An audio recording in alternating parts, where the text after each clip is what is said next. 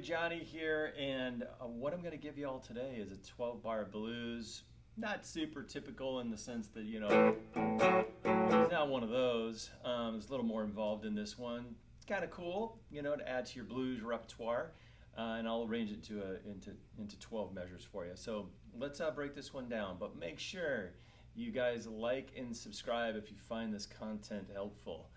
Okay, so first thing we've got going on here is we got this little chromatic line here at the second fret. So we're on the low E string, and we're going to pick frets 2, 3, 4, and 5.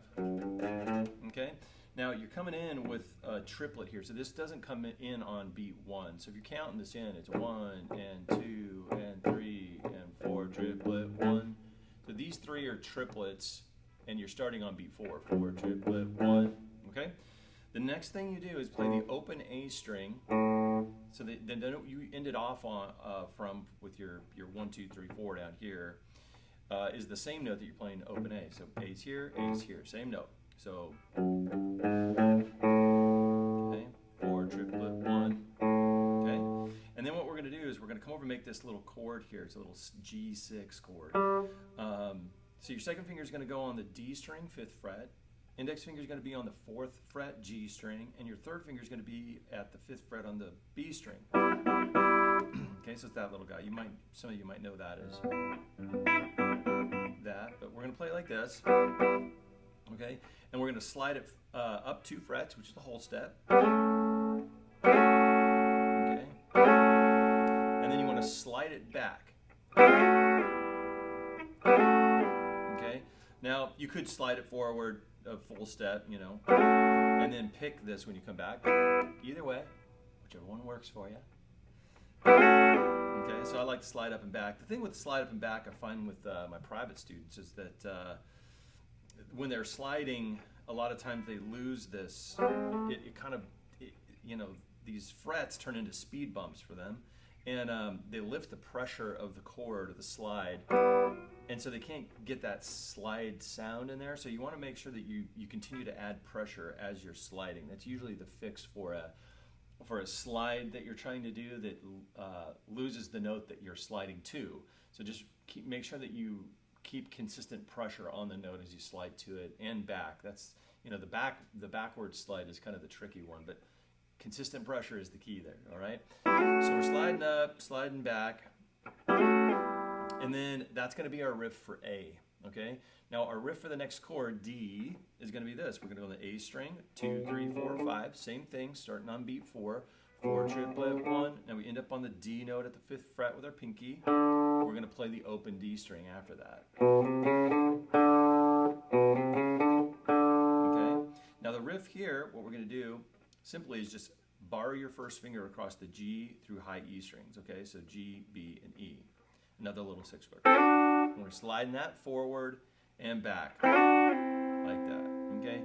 Now I caught myself doing this. I like to hybrid pick a lot of stuff. You could just pick the whole thing, but what I'm doing, if you catch my right hand, I'm basically just plucking out on all these strings. I'm using my pick on the G string here. The second string is getting my second finger on my right hand, and the high E string is getting my third finger. So I'm playing the chord that way. But again, strumming it is going to work just fine. So that sounds like this. Okay? So that's going to be your measure for D. So we've got a measure, we've got a riff for A, we've got a riff for D. Now let's do what will be the first measure of E. Okay? So we're going to basically stay on the A string here. We're going to go up to the 4th fret. We've still got that little chromatic line. Now it's going to be 4, 5, 6, 7. Same count, still beat 4. 4, triplet 1. Here we're going to hit because we're ending off on the E note with our pinky, we're going to hit the low E string. Okay? So 4, 5, 6, 7, low E string. And then what we're going to do is we're going to come over and do the same thing as we did with the D riff, but we're going to move it up 2 frets. And now we're at the 7th fret, barring through the G through high E, up and back. So we're sliding to the 9th fret and back. Okay, so we put that together. that one was with a pick when I went back. And then what that brings us to is the last measure of E, the little turnaround measure. So it's essentially going to start out the same as the E I literally just showed you. But what we're going to do is we're going to go 4th fret on the A string, 5th fret. We get our 2nd finger going here. We're going to just shift up with our 2nd finger to the 6th fret, shift up to the 7th fret with our 2nd finger. So we're kind of crawling up with our 2nd finger here. Now the reason we're doing that, we're going to hit the low E after that. So is we're going to make a chord here. So what we got going on here is 2nd fingers on the 7th fret, A string, 1st fingers on the D string, 6th fret, 3rd fingers on the G string, 7th fret, and your pinkies on the B string, 8th fret. Okay? And what we're going to do in the riff for this is we're going to hit the chord. So let me play into it and then I'll break it down. So we're doing that kind of thing. So again, 4, 5, 6, 7.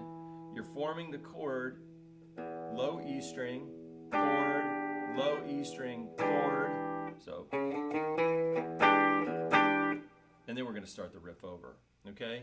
So let me play the entire 12 bars, and then you guys can go have fun with this one.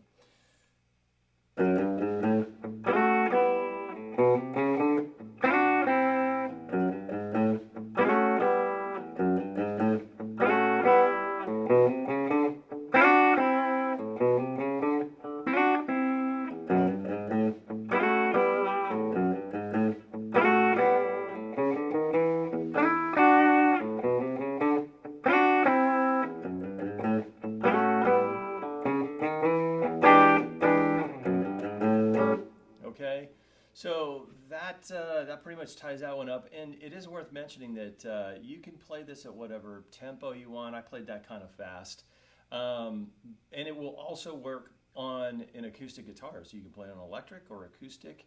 And let me see if I can play this on an acoustic for you, just so you can see how they sound in comparison. All right, let's rock this out on acoustic, see how it sounds, and then you guys can go have fun with this one.